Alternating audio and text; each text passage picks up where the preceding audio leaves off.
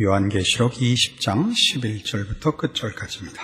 또 내가 크고 흰 보좌와 그 위에 앉으신 자를 보니 땅과 하늘이 그 앞에서 피하여 간데 없더라.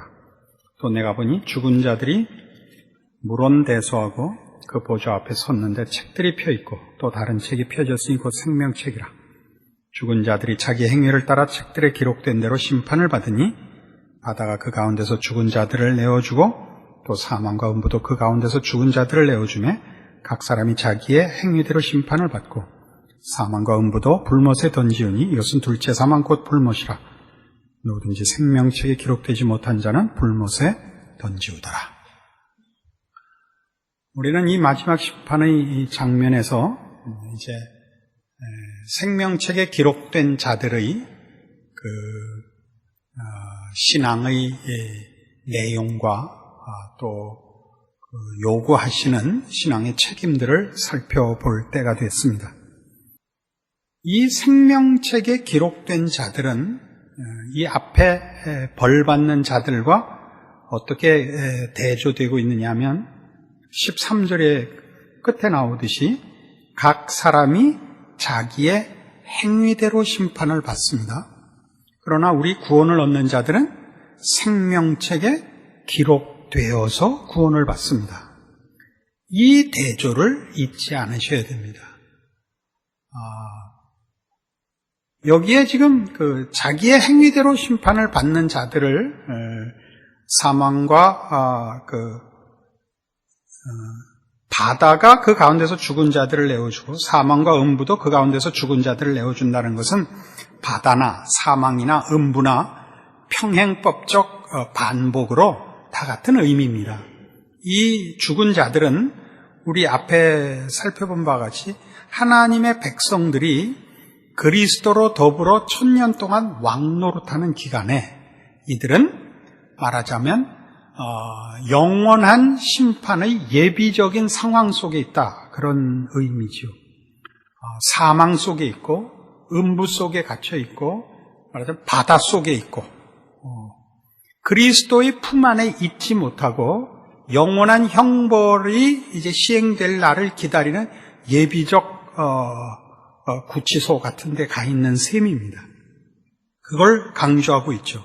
그러면서 뭘 강조하느냐 하면 저들은 자기의 행위대로 심판을 받는 자들입니다. 자기가 근거가 된 삶을 산 자들이고 우리는 생명책에 기록된 자들입니다. 은혜로 구원을 얻은 자들입니다. 이게 이제 대조입니다. 물론 이 문제를 앞에 있는 것과 대조할 때 예수를 믿지 않는 자들과 예수를 믿은 자들 이렇게 대조할 수도 있고 죄를 짓고 산 자들과 신앙을 실천하고 산 자들이라고 대조할 수도 있습니다. 그러나 그런 대조들은 자칫 우리가 벌받을 짓을 했느냐 상받을 짓을 했느냐라는 행위를 근거한 심판으로 판단하게끔 오해할 소지가 다분히 있습니다. 그러나 지금 성경이 얘기하는 것은 그런 대조, 무엇을 행했느냐의 대조가 아니라 어디에 속했느냐를 묻고 있습니다. 자기 자신에게 속했느냐, 예수 그리스도께 속했느냐입니다. 자기 자신에게 속한 자들이라는 것은 죄인으로 태어나 죄 속에서 죄의 주장대로 산 자들을 말하는 것이고 생명책에 기록됐다는 것은 구원함을 얻어 그리스도 안에 소속됐다는 것을 말하는 것이죠. 그러니까 우리가 이 부분을 놓고 이제 이 생명책에 기록된 자들이라는 것을 다른 의미에서 생명책이라는 말 자체가 뭘 의미하고 있어요? 살아있는 자들, 영원히 살 자들이라는 것을 이미 암시하고 있잖아요. 그것들이 말하자면 우리가 좋아하는 식으로 예를 들자면 죄지을 짓을 하지 않고 상받을 짓을 했다. 신앙을 지켰다. 라는 것과 어떻게 상관관계가 있는지 살펴볼 필요가 있습니다. 예를 들면 마태복음 7장입니다. 마태복음 7장 21절 나더러 주여 주여 하는 자마다 천국에 다 들어갈 것이 아니요 다만 하늘에 계신 내 아버지의 뜻대로 행하는 자라야 들어가리라. 너무나 확실하죠. 그러나 바로 이 얘기 내 아버지의 뜻대로 행하는 자는 곧 생명책에 기록된 자라는 뜻입니다. 이렇게 가지 말자는 얘기를 하는 거예요. 아버지의 뜻대로 행하면 생명책에 기록된다라는 뜻이 아니라 생명책에 기록된 자는 아버지의 뜻대로 살게 되는 자들이다, 이런 뜻이란 말이죠. 이 대조는 전혀 다른 것입니다. 좀 더 갈까요? 같은 마태복음 12장 33절, 나무도 좋고 실과도 좋다 하든지 나무도 좋지 않고 실과도 좋지 않다 하든지 하라. 그 실과로 나무를 아느니라. 이게 무슨 얘기냐면요, 예수님께서 귀신을 내어쫓자 반대하는 자들이 뭐라 그랬냐면, 저건 귀신의 왕 바알세불의 힘을 얻어서 귀신을 내어쫓는다 라고 말을 했거든요. 그러니까 예수님께서 대답하시기를, 내가 하는 것이 옳거든, 과일이 옳거든 나무도 좋다고 해라. 과실은 좋은데 나무가 나쁘다라는 말은 통하지 않는다라고 답변하시는 장면입니다. 우리 조금 전에 봤던 마태복음 7장 얘기도 모두 그거였죠. 아름다운 나무가 아름다운 과실을 내고 아름답지 못한 못된 나무가 못된 열매를 맺는다. 그러므로 열매로 그 나무를 알지니라. 이게 연속되는 그 설명입니다. 생명책에 기록됐기 때문에 아버지의 뜻대로 행할 수 있게 된 자들인 것입니다. 우리가 훨씬 더 자주 인용했던 요한복음 15장에 가시면 바로 이 얘기지요. 15장 5절, 나는 포도나무여 너희는 가지니 저가 내 안에 내가 저 안에 있으면 이 사람은 과실을 많이 맺나니 나를 떠나서는 너희가 아무것도 할 수 없습니다. 그러니까 심판의 근거는 다 그가 예수 안에 있느냐, 하나님 안에 있느냐, 하나님의 백성이냐, 생명책에 기록되어 있느냐가 근거다 이겁니다. 구원을 얻은 자들은 다 하나님이 베푸시는 구원의 은혜와 복주심과 함께 하심으로 인하여 의와 진리의 거룩함으로 지음받은 새 사람인 것입니다.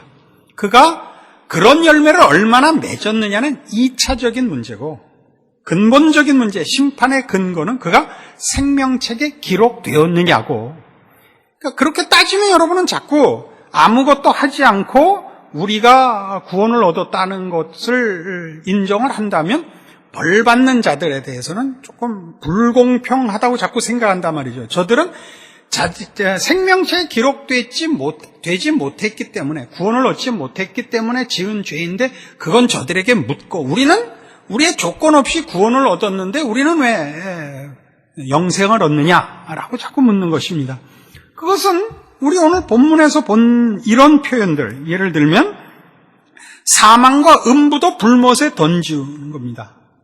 사망과 음부가 불못에 던지운다는 것은 영원한 하나님의 나라는 결국 하나님의 통치가 완벽하게 성취되고 시행되는 것이죠. 통치자 하나님의 온전하시면 변함없는 것이고, 그 나라의 이 통치의 완성은 그 통치를 받는 모든 백성과 자연과 환경과 모든 정황이 다 하나님의 거룩하심과 의로우심의 통치 아래에 있는 것입니다. 이 통치의 완성은 그러니까 벌 줄 일이 없고, 그렇죠?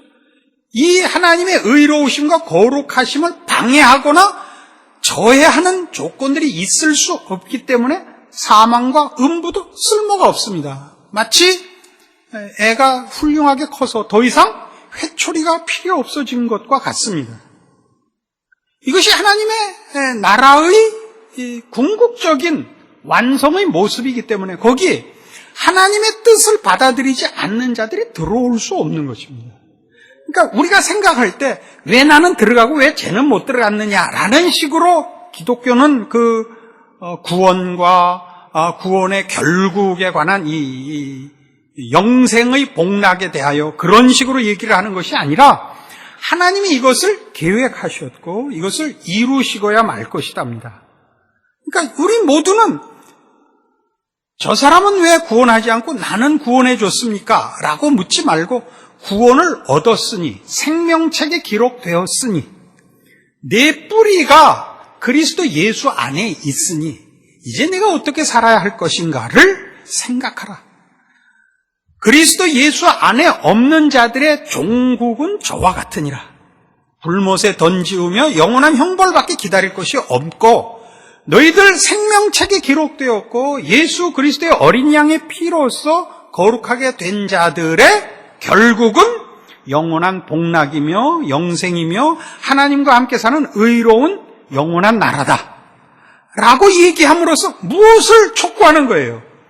심판의 기준이 되는 무엇을 행했느냐가 아니라 너희가 어디에 속했고 너희를 부른 자가 너희를 어디로 데려가려고 하고 궁극적인 구원의 완성과 보상이 무엇인가를 보여줌으로써 우리의 믿음을 지키며 그 지킨다는 것이 소극적으로 빼앗기지 않고 배신하지 않고를 더 뛰어넘어서 그리스도 예수 안에서의 우리의 우리 된 것을 완성하며 결실하며 무성케 하는 것을 촉구하는 것, 이것이 이 계시록의 기록의 목적인 것입니다. 우린 자꾸 어떻게 묻는다고요? 내 이름은 생명책에 있을까? 없을까? 야, 우리 가위바위보 해서 한 사람이 먼저 가서 보고 꿈에 나와서 가르쳐주자. 실제로 그런 사람들이 있었어요. 어떤 두 사람이 야구를 좋아했던 동네 친구였는데 평생을 그 아마추어 야구팀을 만들어서 동네에서 재밌게 살다 이제 나이가 많이 들어서 이제 얼마 안 있으면 서로 이제 죽을 나이가 된 걸 안 거예요. 그러니까 서로 이랬다고요. 누구든지 먼저 죽어서 천국 가면 천국에도 야구가 있는지 꿈에 나타나서 가르쳐 주기로 하자. 그래서 둘이 합의를 봤어요. 그러니까 이제 이대원이 먼저 죽은 거예요. 그래갖고 가만히 있자, 내가 먼저 죽어야 되나? 하여튼 죽어갖고 꿈에 나타난 거예요. 목사님, 좋은 소식과 나쁜 소식이 있습니다. 좋은 소식이 뭔데? 천국에도 야구가 있습니다. 나쁜 소식은 목사님 이번 주일 월요일에 선발 투수십니다. 그랬대요. 그러면 그 사람이 뭘 어떻게 준비할까 모르겠어요. 이건 웃자고 하는 얘기죠. 그러나 우리는 생명책에 기록된 자, 예수 그리스도 안에서의 은혜를 얻은 자는 어디로 가며 하나님이 그를 구원하여 도대체 무엇을 하려고 하시며 그가 세우는 나라가 어떤 나라며 통치의 원리가 무엇이며 그 나라의 자랑이 무엇인가를 가르치고 그렇지 않은 자들의 결국을 대조시킴으로 우리로 하여금 우리가 가야 할 것의 복을 기다리고 보상으로 지키고 있을 뿐만 아니라 그것을 지금 누리는 싸움으로 그리로 부름을 받았기 때문에 무성해져야 되고 충만해져야 되고 자랑해야 되고 결실해야만 하는 책임을 뛰어넘는 신자된 감격으로 갖고 있으라고 계시록을 기록하고 있다 이겁니다. 그러니까 사실 생각하면 참 놀라운 것입니다. 하나님께서 우리에게 은혜를 베푸사 우리는 생명책에 기록됐기 때문에 이건 좀 말이 안 맞지만 그 과장법입니다. 무슨 짓을 해도 천국은 갑니다. 그러니까 성경이 그런 얘기를 하죠. 부끄러운 구원을 받지 마라. 그런 말을 하는 이유가 여기 있습니다. 우리가 얻을 구원이 분명하며 그 하나님께서 종말이라는 것을 준비하고 계시고 그것은 다만 심판을 위해서가 아니며 상 받을 자와 벌 줄 자를 위하여 만들어 놓은 종말이 아니라 하나님께서 그의 백성에게 하나님의 모든 충만하심과 복되신 것으로 채워 영광과 희락의 결국을 약속한 나라를 준비하셨고 이루고야 말 것이기 때문에 그것을 근거로 하여 오늘 우리 보고 어떻게 살아야 할 것인가를 생각해 하기 위해서 성경이 이 종말을 기록하고 있는 것입니다. 그러니까 우리가 지금 살펴보는 이런 부분들을 예를 들면 마태복음 10장에 가서 이렇게 이제 연결을 시켜보자고요. 마태복음 10장 32절 누구든지 사람 앞에서 나를 시인하면 나도 하늘에 계신 내 아버지 앞에서 저를 시인할 것이요 누구든지 사람 앞에서 나를 부인하면 나도 하늘에 계신 내 아버지 앞에서 저를 부인하리라. 이게 무슨 얘기가 되냐 하면 사람 앞에서 떳떳이 자신의 신앙을 선언하고 부끄러워하지 않고 또 부끄럽지 않도록 신앙생활을 해라. 이런 정도의 문제가 아니라 이 결국을 보고 나면 생명책에 기록된 자는 다 구원을 얻고 생명책에 기록되지 못한 자는 다 불못에 던지운다는 하나님의 궁극적인 계획과 뜻의 운명을 보았으면 언제부터 그 편에 서고 언제부터 그 준비를 하고 언제부터 그 일로 매진해야 되느냐? 이 세상에 있을 때부터다 이런 얘기죠. 지금 우리에게 그 아들을 보내시고 우리로 예수 안에서 구원을 얻게 하시고 하나님을 알게 하신 그 하나님은 이 하나님이거든요. 마지막 심판 때 앞에서 모든 사람들을 영원한 상으로 또는 영원한 벌로 심판하실 하나님이시거든요. 그 하나님을 여기서 알고 있습니다. 우리의 삶 속에서 하나님이 그의 독생자 예수 그리스도 안에 있는 구원을 우리에게 결실하십니다. 그러면 지금부터 우리는 생명책에 기록된 자요 그리스도 예수 안에서 거듭난 자로서 살아야 옳은 것입니다. 그렇게 안 살아도 생명책에서 이름이 지워지지는 않지만 세상 사람들이 예수 안 믿고 하나님 모르면서 죄 가운데서 산 자들이 자기를 근거하여 살아서 하나님 앞에 영벌을 받을 수밖에 없는 길에 우리가 쫓아가고 기웃거리고 하는 것은 모순된 것이요, 미련한 것이요, 방탕한 것이다. 이게 성경 전체의 강조점이죠. 게으른 사람들 또는 어리석은 사람들의 공통된 핑계는 내일부터 아닙니까? 내일부터. 그게 얼마나 어려우냐면 여러분들 다이어트 해보시면 알잖아요. 그게 얼마나 그 미련과 어리석음이 매혹적인지 아시잖아요. 이 너무 이제 살이 쪄서 먹고 싶은 걸 먹으면 안 되는 줄 아는데 그 배고픈 것과 맛있는 걸 참고 사니까 왜 사나 싶은 거예요. 이러고 살려면 살 이유가 뭔가? 가지고 살자면 재밌게 살고 행복하자고 사는 건데 이렇게 고통을 스스로 택할 필요가 뭐 있나 해서 홀가닥 먹으면 그 다음에 금방 후회가 오죠. 왜 먹었나? 나는 왜 이렇게 미련한가? 목구멍만 지나가고 나면 후회할 걸 왜 먹었나? 그래서 어떤 사람은 요 가슴에서 식도에 구멍을 내서 목구멍 넘어간 걸 이렇게 나오게 하는 방도를 쓴다 그래요. 만나본 적은 없는데 그 좋은 방법인 것 같아요. 우리가 어리석죠. 우리가 알면서 못하는 일 중에 하나입니다. 그러나 자꾸 이렇게 확인해야 됩니다. 이걸 왜 확인해야 되냐면 이제 제일 무서운 게 뭐냐면 미련한 사람들끼리 서로 위로하는 게 제일 위험해요. 아주 그게 최고로 위험합니다. 그래서 성경을 보고 기도를 해야 되는 가장 큰 이유가 기준을 여기 둬야 되는데 미련한 사람들끼리 기준을 두기 시작해갖고 여름에 아이스케이크 장사가 그 아이스케이크 팔러 다니는데 시원한 거 팔러 다니는데 자기는 땀을 뻘뻘 흘리고 다니까 동료 아이스케이크 장사하고 둘이 그늘에 앉아서 서로 1,000원 주고 사 먹고 서로 주고 사 먹고 주고 다 팔았는데 돈은 하나도 안 남았다는 거 아니에요? 그러시면 안 돼요. 미련을 떠는 거죠. 알고도 잘 안 되죠. 그러나 이렇게 자꾸 확인해서 최소한 오늘같이 이렇게 다시 한번 격려를 받고 이렇게 분명하게 지적을 받으면 다시 한번 결심을 해서 사흘을 또 버텨야 됩니다. 그럼 주일이 오고 주일날 욕 직사게 하면 또 사흘 버티고 이렇게 하라고 수요일 예배를 정한 것이죠.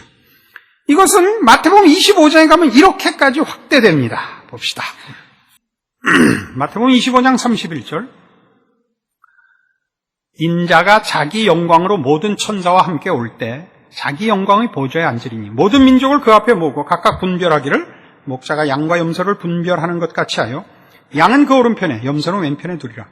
그때 임금이 그 오른편에 있는 자들에게 이르시되 내 아버지께 복받을 자들이여 나와 창세로부터 너희를 위하여 예비된 나라를 상속하라.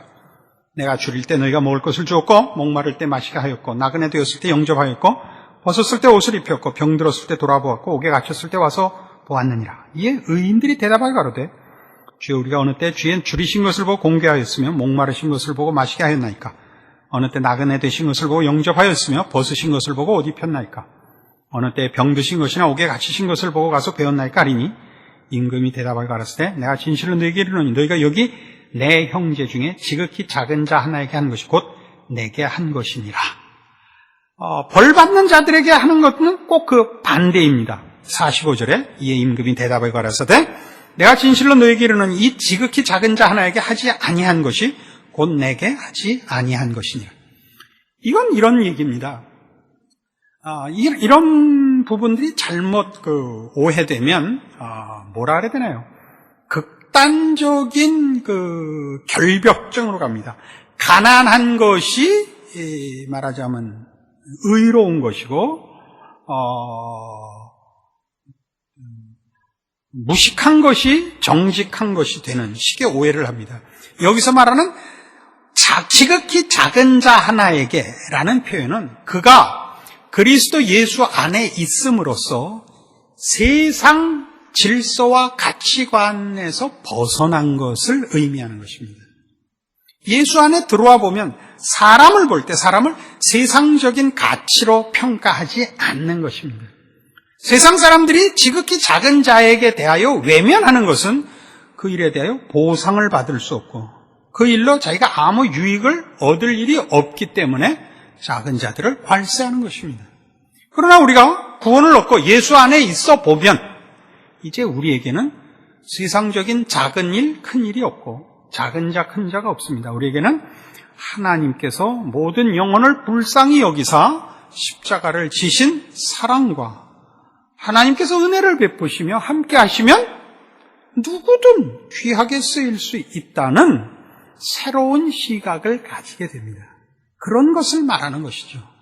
그러니까 생명책에 기록됐다는 것이 갖는 의미는 굉장히 큽니다. 이렇게 우리는 포도나무에 붙어있는 가지같이 예수 안에 있는 자며 우리의 모든 시각과 분별과 원리와 판단들은 다 다릅니다. 우리는 새 사람입니다. 생명책에 기록된 탓이요 그리스도 예수 안에서 거듭난 탓입니다. 문제는 이것을 공로요 책임으로서 여러분이 짐으로 생각하지 마시고 이것이 여러분의 당연한 것이요 여러분의 복이요 권리요 자랑이요 그 궁극으로 시작되어 당연히 이 운명으로 가야 되는 인생이라는 것을 제대로 인정해라 이겁니다. 그때 우리는 하나님의 사람으로서 우리 삶의 어떤 정황, 어떤 환경, 어떤 조건 속에서도 하나님의 사람으로서의 삶을 살게 되고 그것이 말하자면 우리가 구원 얻은 자가 가지는 하나님의 백성된 증거로서 우리를 통하여 하나님의 역사하심이 결실하는 것을 보는 충성된 종의 사명과 또 하나님의 백성으로서 하나님의 모든 충만하신 것으로 충만케 하시는 영원한 복의 현실을 맛보는 이중적인 참다운 기적의 인생을 걷게 되는 것입니다. 이 궁극적인 심판의 모습이 여러분에게 오늘을 사는 신자된 지혜와 이해와 결단과 인내와 충성과 승리를 낳아야 옳습니다. 기도하십시다. 하나님 아버지 은혜를 감사합니다. 우리로 하나님의 자녀 되게 하셨고 우리 안에 주를 아는 믿음과 하나님의 자녀라는 특권을 주셨습니다. 바울 사도를 통하여 증거한 것 같이 의와 진리의 거룩함으로 지으심을 받은 새 사람을 입으라는 명령이 우리의 권리며 자랑이며 영광인 것을 확인합니다. 우리는 이미 생명책에 기록된 하나님의 백성이요 예수 그리스도의 보혈로 깨끗함을 입은 어린 양의 피로 거룩해진 하나님의 백성이며 이 운명을 바꿀 자 없음을 믿습니다. 그러므로 마땅히 우리의 인생을 부르신 우리 하나님의 목적과 계획과 뜻에 부합되게 사는 것이 지혜요 마땅한 일이요 그것만이 인정받을 의미 있는 우리의 인생인 것을 이제 고백합니다. 우리로 알게 하셨으니 또한 순종하게 하시고 승리하게 하시고, 그리하여 우리의 승리를 저 마지막 승리와 이어지는 지금 그리스도 안에서 왕노릇하는 인생으로 살게 하여 주시옵소서. 예수님 이름으로 기도합니다. 아멘.